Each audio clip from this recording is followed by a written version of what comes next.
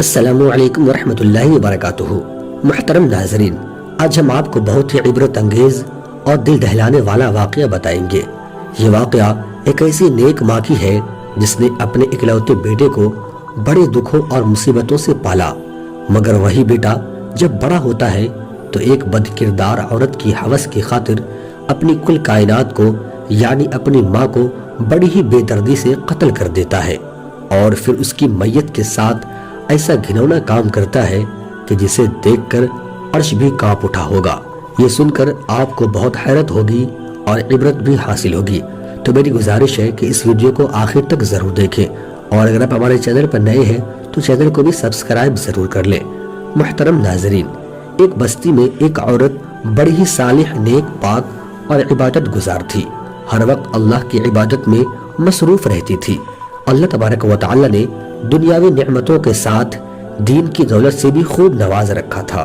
اس کا وفادار شوہر وفات پا گیا اور اس عورت کا ایک ہی بیٹا تھا۔ اس نیک دل عورت نے اس لڑکے کی بڑی اچھی طرح پرورش کی، ناز و نعمتوں سے پالا، تعلیم بھی اچھی دلوائی۔ لڑکے نے جب دنیا کے ماحول میں قدم رکھا تو ہر طرف اس کے حسن سلوک کے چرچے ہونے لگے۔ شریف لوگ اسے عزت کی نگاہ سے دیکھتے، بیوہ عورتیں اسے دعائیں دیتی تھی، یتیم بچے اس کے قدموں میں آنکھیں بچھاتے تھے۔ یہ سب اس وجہ سے کہ وہ ہر ایک سے بہت ہی اخلاق سے پیش آتا۔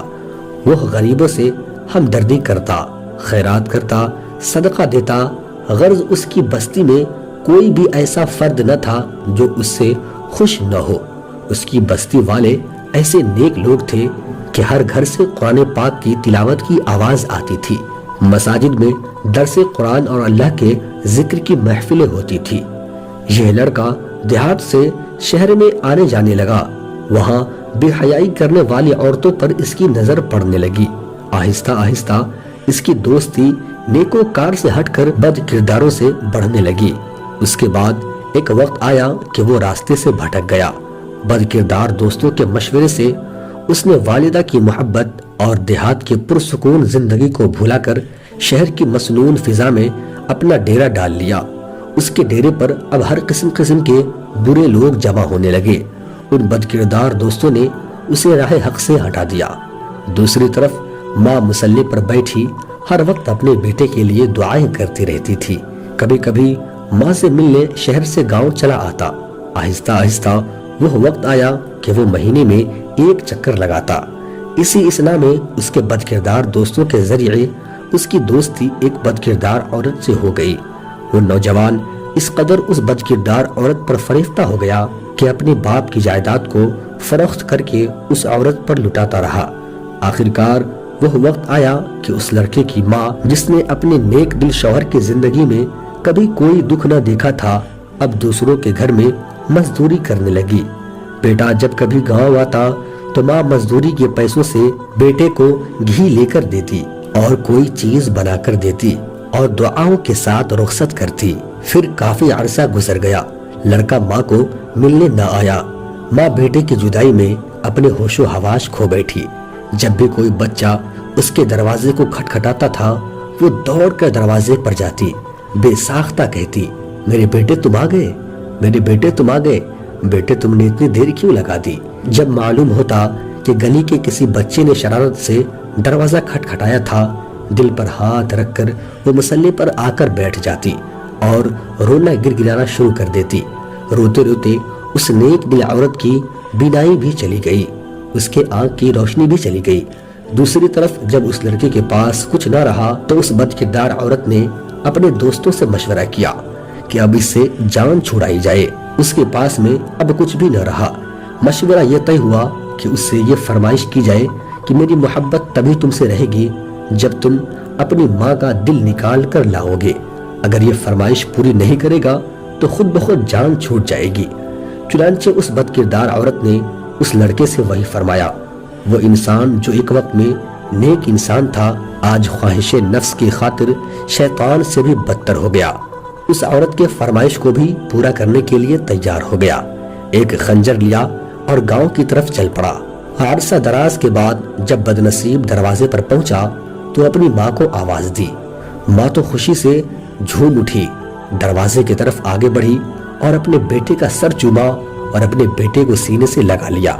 उस बदबख्त लड़के ने खंजर निकाला और माँ के सीने पर मार दिया। उसकी माँ मर गई। फिर माँ का दिल निकाल कर चल दिया। आसमान पर अंधेरा छा गया। अल्लाह का अर्श कांप उठा। फरिश्तों ने दुहाई दी, जुल्म की इंतहा हो गई, जुल्म की इंतहा हो गई। ये बदकिरदारों का यार बदकिरदार जब फाहिशा औरत के मकान पर पहुंचा तो अपनी माँ का दिल उसके सामने पेश किया। तो उस बदकिरदार ने जब ये देखा तो उससे कहा कि तू अपनी माँ पर जब ऐसा जुल्म कर सकता है तो मालूम नहीं तुम मेरे साथ कैसा सुलूक करोगे। यहाँ से निकल जाओ, आंखों से दूर हो जाओ। जब उस लड़की ने ये देखा तो उसकी आंखों के सामने अंधेरा छा गया। वो बेहोश होकर गिर पड़ा और वहीं मर गया। माँ का दिल उस बदबख्त के हाथों से छूट गया। दिल उस फाहिशा के कमरे में पड़ी छुरी पर गिर गई। माँ का दिल फट गया और उस दिल से आवाज निकलती है कि बेटा आपको कहीं चोट तो नहीं लगी। अल्लाह अकबर। मुहतरम नाज़रीन, माँ की आज़मत, माँ की शान, माँ के एहसानात को नजरअंदाज न करे। औरत के आगे झुकने वालों और माँ को हकारत की नजर से देखने वालों, तुम पर अल्लाह की लानत हो, तुम पर फरिश्तों की लानत हो, तुम पर तमाम इंसानों की लानत हो। तौबा कर लो। माँ का दिल दुखाने वालों, नेकी की राह इख्तियार कर लो। माँ के कदमों पर सर रख दो और उस वक्त तक सर न उठाओ जब तक कि माँ न राजी हो जाए, चाहे तुमको मौत तक सर क्यों न रखना पड़े। भलाई इसी में है, निजात इसी में है। याद रखिए, अल्लाह तबारक व तआला माँ के नाफरमान और बेअदब के किसी भी नेकी को कबूल न फरमाएगा।